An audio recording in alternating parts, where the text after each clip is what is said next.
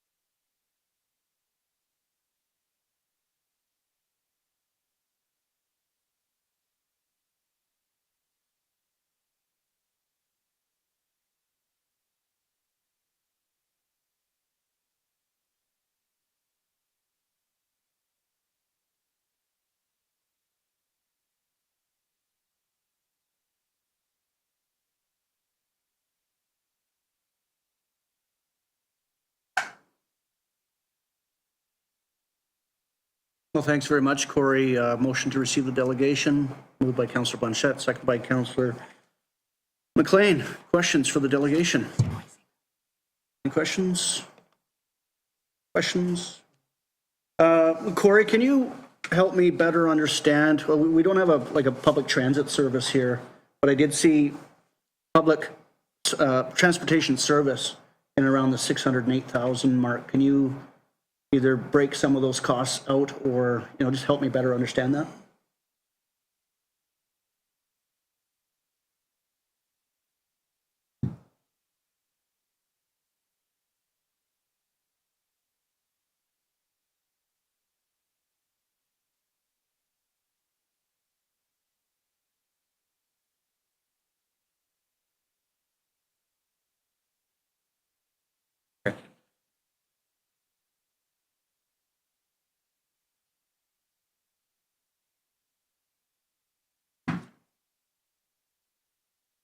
Yeah, thanks very much. That's all from me.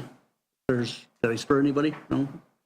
Well, thank you very much, Corey. Always pleased to receive a clean audit from our partners at KPMG, and I really extend huge gratitude to Mrs. McNee and her team for working with you again this fiscal year.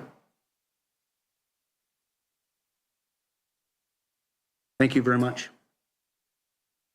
Are there any questions, comments on the delegation itself? Then all in favor of receipt? Carried. 4.2, we do have representatives from the Regional District Fraser Fort George with us this evening, here to give us a presentation on the interruption of recycling services. Here with us is Laura Zaptichny. Well done. We'll just wait till it gets up there.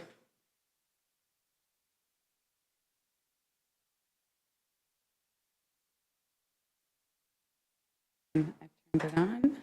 We should be good. So thank you. Thank you for your time this evening. As Mayor Torgensen said, my name is Laura Zaptichny, and I am the General Manager of Environmental Services, and I brought with me Darren Wall, my colleague, who is our Operations Manager in Solid Waste, so he's generally out here a lot more, and we are from the Regional District of Fraser Fort George. And tonight we are here to discuss Recycle BC and their offer to the Regional District and this impact that this will have on our solid waste and recycling services.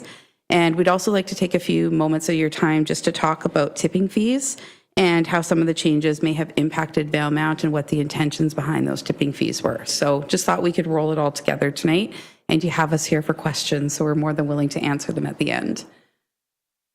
So just a quick outline for today's presentation. And like I said, we are here to answer the questions at the end, and really what we are here to talk about is these green recycle bins that we have throughout our transfer station network.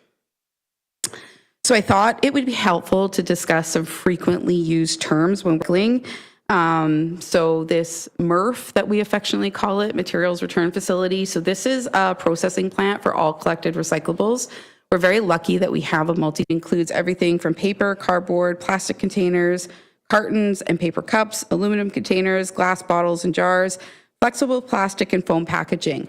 So really, when we talk about PPP materials, these are anything that you can put something into. So when we're talking about plastics, when we're talking about PPP, we're not talking about the kiddie pool in your backyard. That's that hard plastic. We're talking about the Tide container that you went and bought and came home with bottle that then had like the dishwasher soap in. So anything that can contain a product, that typically falls into this PPP material category. And Recycle BC, or RBC, is the stewardship agency that is responsible for managing all residential PPP in the province of British Columbia. And I promise this will all make sense and it's worth the pain that we're going through. So multi-material recycling services, this was the service established by the Regional District of Fraser Fort George in partnership with Cascades Recovery Plus to provide the collection of some of the PPP waste streams within our transfer station network. So those were the big green bins. And our multi-material recycle bins, we lease these bins from Cascades Recovery Plus and use them for the collection of cardboard, cartons, and containers and mixed paper products. We don't own these bins. So this is when this contract came up. The regional district itself does not own the bins. You'll also see that we don't we weren't able to collect glass, styrofoam, and soft plastics, which are part of the PPP waste stream. And then we talk about this thing called extended producer responsibility, and it's a big sort of concept, but it's a provincial policy tool that aims to shift this responsibility of end-of-life management of these products to the producers and consumers and away from local governments. So just a few more. Sometimes we talk ICI, we're talking industrial, commercial, and institutional. The reason this matters is Recycle BC does not accept material from the ICI sector at all. That's it. There's no wiggle room on that. So they are a completely residential program that accepts this material from the residential sector only. Recycle BC, and we'll get into them, has two different depot types, principal and satellite. In a principal depot, the Recycle BC is responsible for everything, including bin provision, hauling, marketing, and processing costs. In a satellite depot, we collect all the same materials, but then the local government or First Nation is typically responsible for the provision of the recycling bins, as well as hauling of the recyclables to a principal depot. So I talked a little bit about this extended producer responsibility. We talked about it being this provincial policy tool. The important thing is that it is intended to create this incentive for producers to include environmental consideration in the design of their products. And the other thing to remember is it groups categories of products together. So anybody that's producing tires would sign on sort of with the Tire Stewardship Agency, and all the producers would get together. So you can have varying interests in these stewardship groups as well. What is important is that it's mandated under the recycling regulation, which falls under the Environmental Management Act, which we're required to follow as we're operating our sites. So producers of these products also often appoint a stewardship agency to collect these materials on their behalf. We call these stewardship programs. This EPR policy requires these producers to set up these collection and management systems for products listed in the recycling regulation. That includes PPP. And that's basically, why we're here to talk about this today. And it is a system that has 22 programs currently operating in British Columbia. So Recycle BC is the stewardship agency that has been appointed by the producers of PPP to collect, manage, and market these materials. Currently, 22 of 27 RDs have some type of service agreement with Recycle BC. We have signed on an agreement, so that brings us up to 23, and Fraser Valley is working on an agreement with them as well, so that'll bring it up to 24. So that leaves 3 outliers for various reasons, but majority have some type of agreement with Recycle BC. And they are mandated to ensure that their collected materials make it to end markets. And there is economies of scale when we are signing on with Recycle BC because they have agreements with the Peace River RD, Caribou Regional District of Bulkley-Nechako. Just for transparency, Recycle BC has made 2 formal offers to the Regional District of Fraser-Fort George, one in 2013 and one in 2018. Both offers were rejected at the time by the Regional District Board. They preferred that we continue to provide the service outside the appointed stewardship agency. And there were reasons for that at the time, but the scenario has now changed where this old service delivery model is no longer available. And this now makes this partnership with Recycle BC more desirable. So in 2023, Cascades Recovery Plus approached the Regional District with the announcement that they were curtailing hauling and bin provision in northern British Columbia. So we pivoted. We had several contracts with them. So we tendered 5 new hauling contracts and 1 new contract for caretaker services, and that kept us busy in fall. Then we turned our attention to our most complex contract with Cascades, which was this multi-material recycling services. And just so everyone's aware, they provided everything under this contract. So they provided the 38 bins, they hauled the bins, they processed the material, and they marketed the material. So it was a very full meal deal type contract that was very difficult to piece out and had a lot of uncertainty if we broke out the different pieces and tried to find single service providers to do that work. So on April 5th, we received an offer from Recycle BC for 3 principal depots, one at our Quinn Street Regional Recycling Depot in Prince George, one at the Mackenzie Regional Transfer Station, and one at the Valemount Regional Transfer Station. And this offer was accepted by the Regional District Board at our April 18th, 2024 meeting. So, as we said, this is the stewardship agency responsible for PPP under the recycling regulation. They typically have two service delivery models. They either do curbside or they do depot collection. Prince George is our only member municipality to receive curbside collection. We're not set to change that. Unfortunately, other member municipalities do not qualify for curbside collection because they do not meet Recycle BC's population criteria, which I believe for curbside collection sits at 5,000. So under the depot collection service, they have these principal versus satellite depot. They have very specific criteria for sites that would qualify for principal depots and which qualify for satellites. As we've said before, the principal depot is where Recycle BC is responsible for the hauling of the collected materials as well as bin provision. At a satellite depot, the regional district would be responsible for these hauling costs to the nearest principal depot. So other sort of requirements means that a recycling depot must be more than 40 kilometers from a local municipality or another principal depot. This gets really interesting down south, but up in the north, you know, when we have lots of big space, 40 kilometers is a daily commute for most of us. So that doesn't really affect us. But we also have to take into consideration how close we are to other depots. The facility has to have operational hours. The facility must have a local store in its local area, and there has to be at least 1,000 full-time residents in that municipality to qualify for a principal depot. When they give us a principal depot, or when they've accepted an offer, extended an offer for a principal depot, they do provide the bins for the collection of the recyclables. They do all the hauling of the collected recyclables, and they do all the processing and marketing of the collected recyclables. They also provide educational top-ups, and they also pay us to collect these materials. So we have 3 of our sites which have qualified and been extended an offer, and our phase 1 is to get these principal depots operational as soon as possible. And that's what we're working on right now. So just to give an idea of some of the incentives and top-ups, so as you are collecting material, we are being paid per ton to collect this material.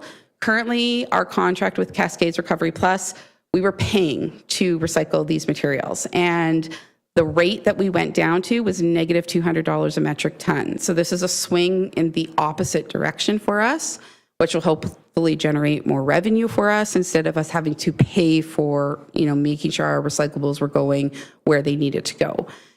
We also will see this educational top-up, which is paid annually. It's not just something that's paid once. We get it 4 times a year in each location. There is also fines, so there's, you know, a critical component. The one that's very interesting for us is fines that can come when you begin to accept material from an ICI stream, and they can be quite punitive. So that is why we really have to ensure that what we're collecting is from the residential waste stream. We can also talk about what happens to ICI PPP and what is the province doing about that at the end if we'd like, but I haven't included it in this presentation. But it is critical for us. And what we're seeing as we go with Recycle BC is, you know, we're expanding what we're collecting. So we're looking at fibers, which is mixed paper and cardboard, and the containers, which everyone's really familiar with.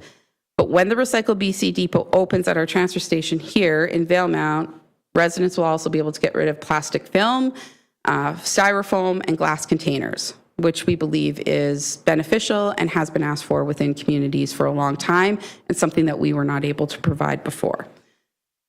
But all of that requires oversight, security, and staffing. So the site can't be accessible when the site's closed. We have to have fenced and locked gates or locked containers that minimizes potential contamination.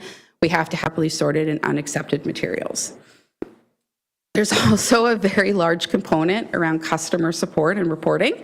A good solid 2 pages in the statement of work of legalese. So it is quite a lot, and this will be on the regional district. So we are looking at additional customer service and administrative support. We will be assessing whether we need to add sort of another half-time position to deal with all of the requirements in the contract.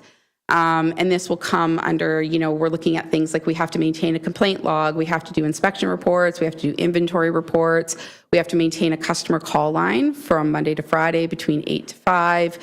So all of these components that just add another level of reporting to the system. So what is this looking like for potential operational hour impact? So right now, the Valemount site is currently closed Tuesdays and Wednesdays during the winter and closed Wednesdays during the summer. With the accepted offer, it is anticipated that we might summer. The benefit is we want to collect as much material as possible, and we want to be open and available to the public to be able to come in and use that site. The other thing to consider is if McBride becomes a satellite depot, because it didn't qualify as a principal depot, Valemount actually becomes the closest principal depot that we would have to haul material to, and then everything gets collected out of Valemount. So again, we're looking at sort of that operational impact and things like that. So I believe this is good news. It might expand sort of like, staffing that we have at that site and accessibility to that site as well. And that really driving behind this is this Recycle BC depot that is accepting these 5 waste streams. So we have put forward, we had our budgets accepted, and multi-material recycling services funded through 2 budgets, which is our main solid waste budget in 3305 and a 3307 budget, which is for our rural transfer stations. The current budgeted amount for this program was $459 for the 3 locations in Prince George and $510,000 to run this program in our rural areas. Accepting this offer from Recycle BC would transfer some of these current operating costs to Recycle BC. And in detail, this is sort of what we looked at for 2023. So the 3 areas that are then getting these Recycle BC depots. You can see the impact of hauling, processing, and bin rental. Obviously, from our Mackenzie site, we really are looking at increase like that huge cost around hauling, but hauling still plays a part out in Valemount. The other one that really is sort of like when we were doing this alone is we were subject to sort of that market value. And as you can see, we were paying processing costs to market our recyclables. The turnaround with Recycle BC is we get paid to collect those recyclables. So not only do we not pay that money, we actually get paid to collect those materials. So we are anticipating that we will see some cost savings by partnering with this program. However, we haven't really dove into what all the satellite depots and everything like that are going to look like as well. So there is, with everything, there is obviously sort of restrictions. A lot of them are around access. So the program is only available to residential users. The program has to be run out of the Valemount transfer station. Any collected material that is charged is not accepted in the program, so it would be considered IC&I. So it's one thing if you're a neighbor, you're like, hey neighbor, I'm going to the transfer station, can I bring your recyclables? That's no problem. It's another thing if you're like, I'm going to set up a recycling system and I'm going to charge my neighbors and pick up the recycling because they're all busy, we would have to turn you away. So, everyone here is used to going out to the transfer station, so that's not going to change, but I just want to be transparent about sort of what we can collect and what we're allowed to.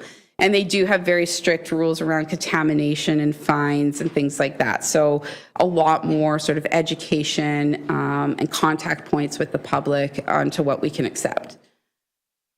So what are we doing for IC&I? So just off the top, we own the cardboard compactor. So that's good news. And we intend to continue to operate this cardboard compactor. We will continue to operate this after May 31st when the other bins disappear. So cardboard collection will still exist in the Valemount area. And we also anticipate that IC&I customers will be allowed to put their cardboard in this compactor because we run, own, and maintain that one. So it is possible that we might look at a small charge at some point down the road. That's not anticipated. I don't have any sort of timelines for that. But right now, that is sort of our option for like IC&I. This is where we see the majority of the tonnage coming, is through this ICI and also through the cardboard compactor. You can get about 4 tons of material in one of these cardboard compactors versus 1.7, 1.9 in sort of just the loose bins where everything's just sort of floating around. So what does this look for timelines? By May 31st, all multi-material recycle bins currently in service will be pulled out of service. There will be a period of no service. There is just no way of getting around this. We are working diligently to get our contracts signed. Once we have those contract signs, Recycle BC has 90 days to implement their program at the 3 sites. It is anticipated sometime in early fall. So like my best guess is September 1st. My realistic guess is maybe October 1st, but that's really like that's what we are, driving towards. That's what we're working towards. And as I've said, that cardboard compactor will remain operational both throughout this time frame and once Recycle BC comes into play. Recycle BC really likes that we have this cardboard compactor there and we can say, this is where all our ICI stuff is going. Look at us, we're doing great. We're not accepting any of this other stuff into your program. So they really like it. There's no plans on removing it at any point in time. So like I said, we're working to execute the contracts. After our principal depots are operational, then we'll work on the satellite depot locations. So right now we have 14 transfer stations that have some type of multi-material recycling bin, and 3 are getting principal depots. So there's a lot that don't have anything. Probably the biggest impact is going to be Dunster and McBride, which will have nothing as of May 31. And with Dunster not having either staff, gates, fence, or hours, Dunster absolutely will never qualify under the Recycle BC program. So we're looking at how do we provide service for that community that might not be part of the Recycle BC program, but how can we provide it in a different mechanism? McBride, we currently are in a battle with Recycle BC to, we're fighting hard for McBride to be considered a principal depot. To be perfectly blunt, we feel that if you take the larger McBride area that is serviced by that area, that they should qualify with the 1,000 person that use that site. There is a little bit of light at the end of the tunnel. I believe I've got Recycle BC to consider this within their capital works for 2025. But our goal would be to onboard McBride as soon as we possibly can, even if we have to onboard them as a satellite for a short period of time and then transition them to a principal depot. But that we continue to have that fight. And as I said, we are aware of the impact to the Dunster community, and we are looking at alternative ways of providing this service. They aren't the only transfer station that is unstaffed, ungated, unhoured. So they're not alone, but out here, I know they kind of probably feel like, why are we losing this service? So definitely all things are on the table, and I think we do our best work when we get creative. So I just wanted to get a little bit into how we fund solid waste, have you guys here. Solid waste services are a region-wide budget for the regional district. We fund both through user fees, which are tipping fees, and taxation. The authority for us to charge fees is under our municipal solid waste tipping fee and site regulation bylaw. And tipping fees can be applied in 2 ways. We have volume-based tipping fees and weight-based tipping fees. So when we get into locations like McBride, Valemount, LeGrand, where tipping fees are applied using volume, we talk about load classes, and load classes are defined in our bylaw. So we have a load class 1 and a load class 2. These are pretty much any vehicle that can bring up to 3 cubic meters of material. Every November, we bring forward our bylaw amendment to increase our tipping fees. It's part of our 2021 financial plan for solid waste. We did introduce a tipping fee at this time of $27 for load class 1 and 2. I believe we might have missed the mark on the amount, so that can easily be revisited come October, November. But I'm here basically to say that the intention of this tipping fee was to be applied to commercially generated amounts of waste that are coming into the transfer station. It was not intended to be applied to small residential loads. It was not intended to be applied to, I'm doing spring cleaning, so you might see me 2 or 3 times and then you're not going to see me again. We had feedback from attendants and various attendants that were working at the transfer station of different commercial enterprises coming into the site 3, 4, 5 times a week. And based on the way the bylaw was written, there was no mechanism to charge at all. So the intention of this was not to charge residential users. The intention was to put a mechanism in place for commercially generated amounts of waste.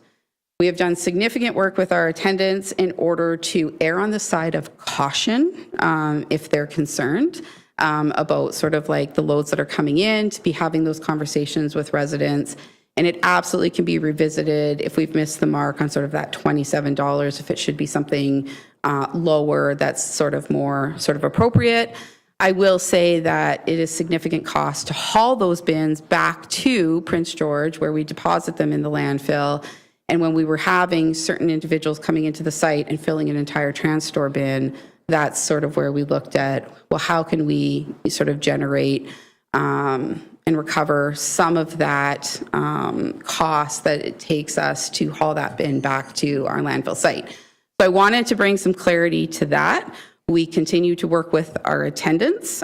We were there for some time today. We will be there for some time next week. So we are looking at doing that. And I recognize that there has been some confusion and some frustration. And for that, you know, we continue to try to work through this as best we can. And we're always available to sort of talk to people and sort of provide that clarity. So that is it. I appreciate your time. I just wanted to give the last snapshot. So these are not our Recycle BC bins, but this is sort of how the system looks in different ways. So the first one is very popular because you can lock the C can, and then inside you have these mega bags. And then when you come to like pick the waste up or the recyclables up, you can just pick it up through these mega bags. This other one, I think this is Lac La Hache or 100 Mile, but they built these little Smurf huts, and they're affectionately known as Smurf huts by the people who live out there and use these sites. I don't think we'll be seeing Smurf huts in Valemount. I think we'll be seeing a lot more like the C-can option on the far end there. But it just goes to show that there isn't really one size fits all when it comes to it. It's just, you know, is it covered? Is it contained? Can we control it? Can we monitor it? And then can we collect it as best we can? So that's our presentation, and I'm happy to answer any questions. Well, thanks very much, Laura. It was really good to have you here. A motion to receive the delegation, moved by Councillor McLean, second by Councillor Blanchette. Questions for the presenter, Councillor Blanchette? So right now we have people that, you know, we have an old couch, we want to get rid of it, we take it. Is that going to stop? No, so what we're trying to figure out what the best option for dealing with furniture is. And I think we've figured out what it is. The problem with the DLC, so demolition, land clearing, construction bins, those get hauled to the LeGrand site. The LeGrand site, under our operational certificate, we cannot have anything that has foam, styrofoam, fabric, anything like that. So unfortunately, even though I look at it and say like a couch is sort of inert waste, like it's not actively breaking down, the Ministry of Environment doesn't look at it like that. One of the concerns that was with our previous driver, so Rex RB Hatchard had that contract for a lot of times, and Stan, who's still driving for Twin Rivers, they had a walking floor trailer on their previous truck, and were concerned if we put furniture in the big bins, then when they tip it into the walking floor trailer that it could damage it. Now we just have a big end dump that's hauling this material out. So we just have to work with our attendants. We'd like to be able to, like, you can cycle the bin lid up, open it up, and be able to dump furniture in. It'd be really great if we could sort of coordinate a couple days where, you know, we're doing this. Maybe it's the middle bin, so, you know, he could come in, tip bin, the far bins, get a layer of sort of like fluff garbage, then put the furniture on. But we don't anticipate not having this as a service out here at all. Yeah. Just one more thing. So just to be clear, from the end of May until, let's say, October 1st, any kind of extra cereal boxes we have or cat food containers we have, they go in the garbage? Absolutely. So if you have the ability to hold on to your recyclables, and that is something that you're passionate about, we encourage that, but not to the extent of like critters getting into it, right? So, you know, do I love this as a person who's worked in waste diversion for a number of years? Absolutely not. But yes, it can go in the garbage. We have talked with our attendants. We've talked with our supervisors. Everyone's aware. And then we have to come back all of a sudden when we get this as a service and now encourage people. I anticipate that Valemount is going to be very much on board. I anticipate that these are going to be my early adopters of the program that are really going to be, I basically anticipate that I'm going to have somebody lined up and be like, I've saved all my plastic bags and here you go. And they're going to be the first ones. But in the meantime, absolutely, if we have to fill up the garbage, if we have to adjust the hauling schedule, we'll absolutely do that. Thank you. Any follow-up? No, I'm really excited about these other things that you're offering now. Good, because Yeah, and I mean, even in Prince George right now, curbside collection is great to a point, but you can't put soft plastics, you can't put styrofoam, you have to do depot collection. We only have 2 depots. So for me, like that's the big win out of this. The timeline isn't a win. The hoop jumping isn't a win, but the win is that we can bring these to small communities where I continue to passionately advocate. If you can sell something in a small community, you should be able to recover it. And that has been my soapbox for a long time and will probably continue to be my soapbox in my career. But it frustrates me to go and hear stewards start to have arguments of, well, economies of scale and there isn't enough product. And it's like, well, you can get it out there to sell it to people. Let's recover it, right? So really excited to be able to offer that service.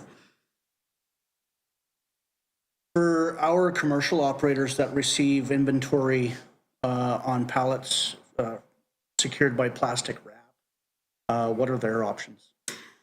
Right now, none. So there was, in 2021, pre-COVID, there was an intentions paper released by the Ministry of Environment on the next sort of programs they wanted to bring in under EPR. Those included compressed gas containers, so like propane cylinders, propane tanks, mattresses, and IC&I PPP. The government just released literally 2 weeks ago an update on where they are at in IC&I. And so we will be looking at that. Our group will be bringing something back to the regional district board, a letter to submit to the ministry onto, where their program is. It's also frustrating because institutionally, schools, hospitals, none of them qualify. And as we all know, the best recyclers are kids. They're awesome at it. And by not including it in the program, it's really difficult, right? Because there's just nowhere for this to go. There's nowhere for this to go anywhere in the regional district from an IC&I plastic standpoint. And so to simplify that, as a commercial operator, am I putting that into the bin? And then, Yeah, you're just putting it in the garbage. Okay, so Yeah. we're not diverting No. ICI plastic. Okay. Any further comments, delegation? Laura, thank you. Thanks, guys. Thanks for very having much us. for the comprehensive presentation. Yeah. We are live streaming tonight, Gord. We are live streaming tonight, so Perfect. all those that were also looking forward to this presentation will be able to enjoy it as much as we did. Excellent. Thank you for having us. We love to come out, so it's great being here. So thank you very much. You're welcome. Any further comments on the delegation? All in favor of receipt? It's carried. 5.1, you have the quarterly report before you for the January to March. Are there any questions, comments? Yes. Want to acknowledge that our new intern, Jocelyn, was the creator of the compiler of the report and the creator of the designs. Oh, great. Thank you very much. Hit the ground running, Jocelyn. Thank you. 5.2, we have the auditor's report. Looking to accept that, please. Moved by Councillor McLean, second by Councillor Blanchette. Any questions, comments on the presentation from the or on the auditor's report? Mrs. McNee is with us. Anything? great job. Yes. Love a clean audit. All in favor of receipt? No, sorry. All in favor of accepting the report? Carried. Some updated articles of incorporation for the Valemount Community Forest and the Valemount Industrial Park Corporation under 5.3. Quite a few recommendations, so bear with me. First one, the council approves amending Article 19.10 in the Valemount Community Forest Corporation Articles of Incorporation to state, quote, "The quorum necessary for the transaction of the business of the directors may be set by the directors, but must always consist of more than half the total of the board." Moved by Councillor Blanchette, second by Councillor McLean. Questions on the setting of quorum? All in favor? Carried. Number 2, the council approves amending Article 19.10 in the Valemount Industrial Park Corporation Articles of Incorporation to state the same. Moved by Councillor Blanchette, second by Councillor McLean. Discussion? All in favor? Carries. Removing Article 14.1E from the Valemount Industrial Park Corporation Articles of Incorporation. Moved by Councillor McLean, second by Councillor Blanchette. Discussion? All in favor? Carried. And finally, number 4, council approves staff to send the Valemount Industrial Park Corporation articles to the inspector of municipalities for approval. Moved by Councillor Blanchette, second by Councillor McLean. Discussion? All in favor? Carried. 5.4, the UBCM Asset Management Planning Program. We're looking for council approval to staff to apply for the UBCM Asset Management Planning Program for a maximum of $25,000 or 50% of the estimated cost of developing an updated municipal asset management plan. Moved by Councillor McLean, second by Councillor Blanchette. Discussion. When was the... All in favor? Carried. 5.5, the village entrance sign proposal. You'll see some comments from both engineers and Ministry of Transportation within the reports. So we're looking to council for approval that staff enter into an agreement with Image Signs for the construction of a new entrance sign in the amount of $222,734.85 plus GST. Moved by Councillor McLean, second by Councillor Blanchette. Discussion. Councillor Blanchette? Do we have a start date? Ish. Fall? Thank you. The start date is fall for those at home. Further comments? All in favor? Carried.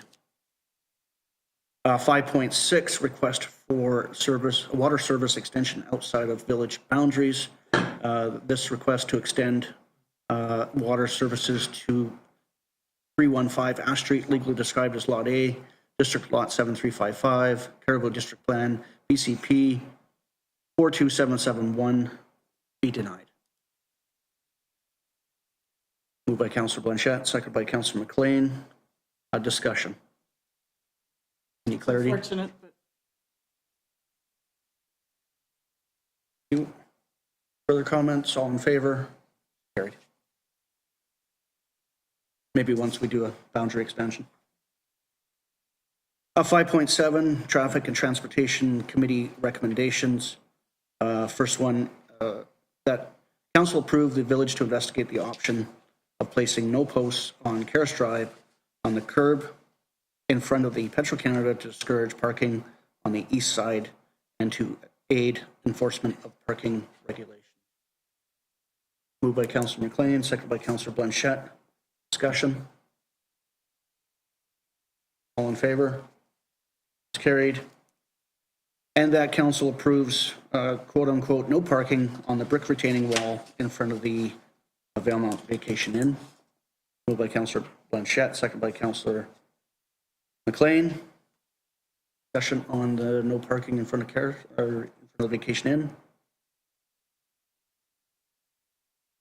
It might hold longer than the last one. All in favor? Carried.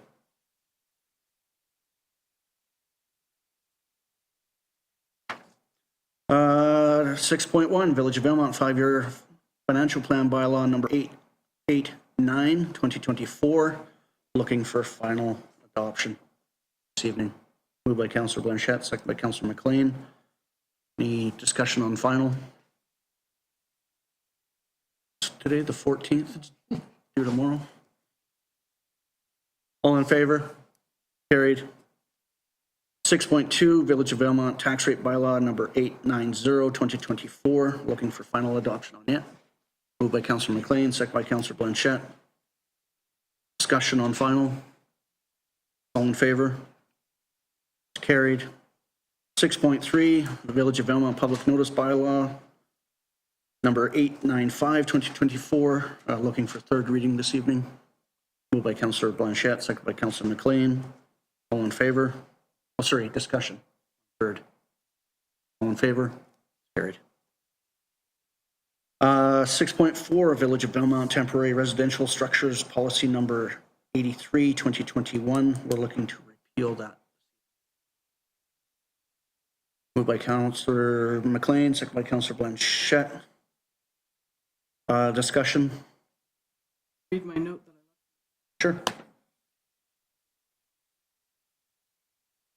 We'll keep the language of the policy somewhere on a server that should we need to reenact it, we probably can. In 2 readings, a public hearing, a third and a fourth. So I've got, since this time, 15 RV temporary use permits were issued, and 4 of those have been renewed. The remainder of active RV TUPs expires follows, and then there's a whole bunch of dates. So those 4 won't be renewed after this, correct? Okay. Any further discussion? All in favor? Carried. Pretty comprehensive reading file before you. Is there anything folks would like to bring to surface? The last reservoir update, May 3rd. So wasn't able to get onto this agenda, so the May 9th. About a 2+ meter rise in basket this week forecasted. And they've been holding it within 0.2 of a foot for the last 5 weeks. You'll also see a response for the invasive mussel defense program. So many funders into that program this year, including BC Hydro and Columbia Basin Trust and Columbia Power Corporation. Reminder for sports. Mm-hmm.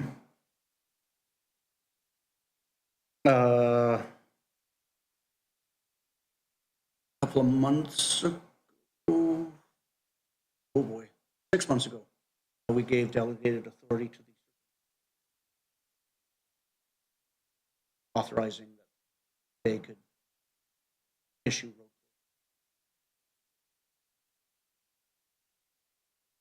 And we've got the elder care, the elder collaborative. Busy and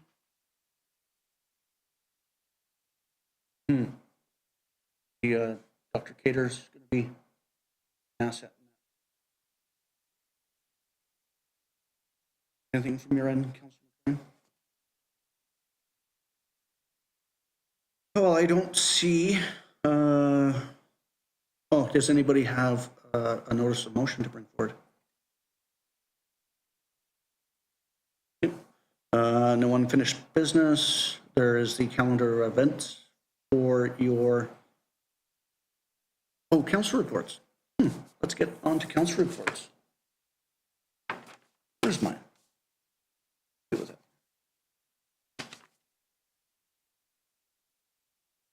We'll start with Councillor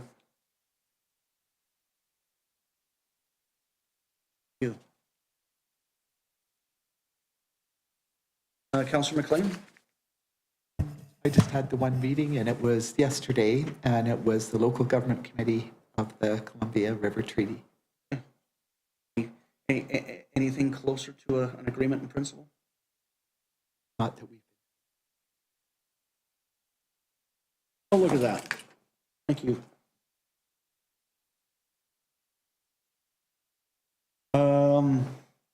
April 24th, May 6th, and May 8th, I had really cool Indigenous learning sessions.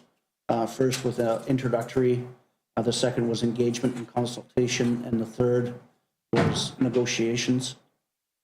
April 29th, took part in the, I met with the Northern Medical Programs Trust, the UNBC Traveling Roadshow. So third-year students, instructors came to Valemount, met with students at Valemount Secondary to walk them through what all staff positions in the healthcare system might look like. Not just doctors and nurses, but custodial, maintenance, lab, x-ray, all the good stuff, physio. Yeah, it was pretty cool. Had a value-added tour with BCTS. They were invited to Sint Territory on April 30th.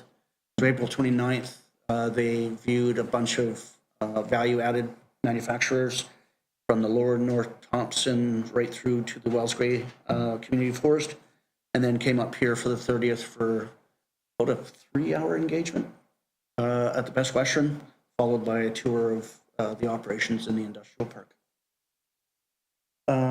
May 8th, was involved in a feedback session for the new concept of the Clayton Center of Excellence for Children and Youth.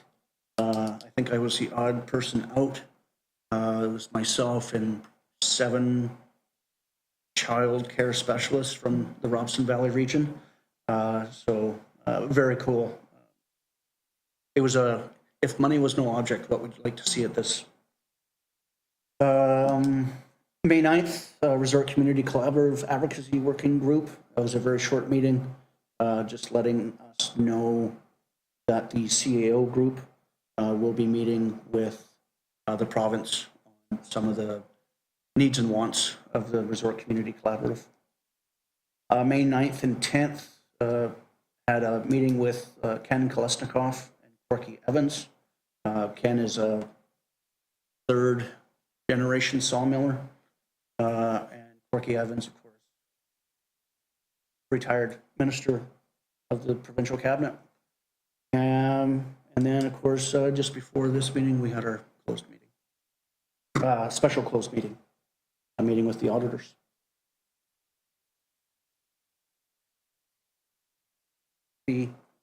Oh, yeah, I sure would. Yeah, so Sunday past was the SIMP election for, I did bring that paper too in my office. The SIMP election for office of councillor looks like a outstanding set of team. We are losing Chris Bowser, who who held the energy and BC hydro portfolio. So Chief Lamprey will have to look to his current team to look on that, because we are, if you remember, looking at other power opportunities within lower North Thompson, or upper North Thompson, sorry.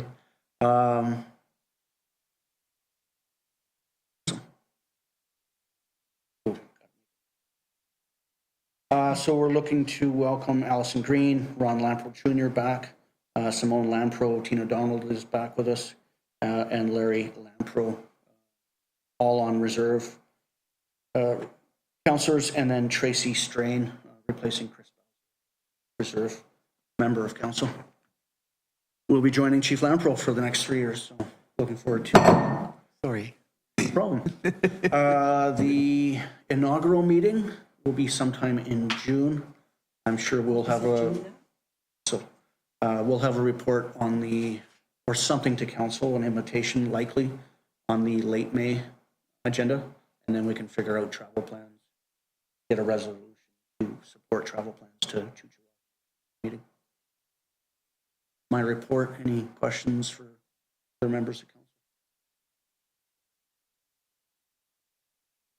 No motion required, so comments. Mr. Sachuk. You got to do your spiel again, or? I think you know the rules around public comment by now. Okay. I just want to, KPMG there, I could hardly read anything there because it's so small. Yeah, So, we're happy to send this home with you. okay, It's you can do that. nice black and white.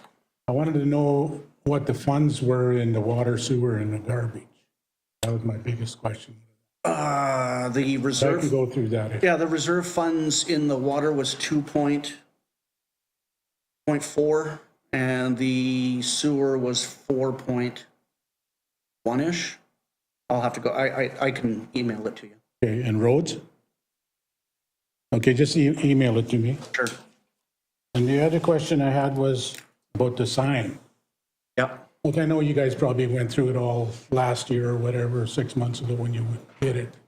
Is it rotting out? Is that the biggest reason that in the top part of it couldn't be repaired, or was? It's the bottom part as well. That's rotting. Like, it's about to become a hazard. Okay, and the new structure, is it, how long is that projected to last? Well, it's powder coated steel, so hopefully Oh, it's more than raw logs. okay. Okay, that's all I had. Thank you. I hope they last more than raw logs.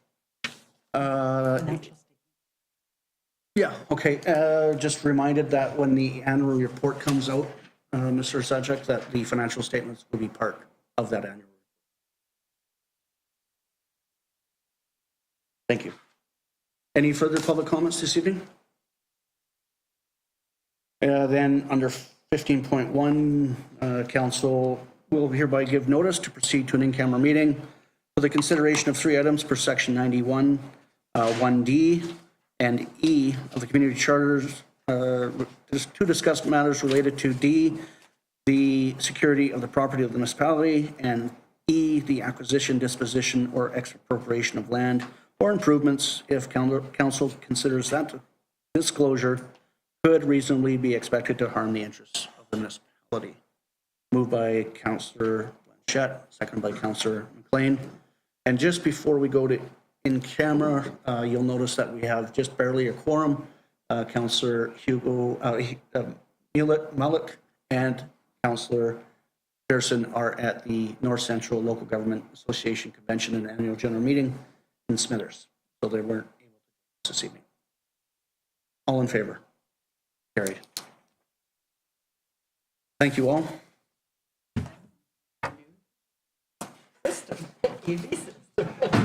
Everybody could hear me tonight. We approve these, right?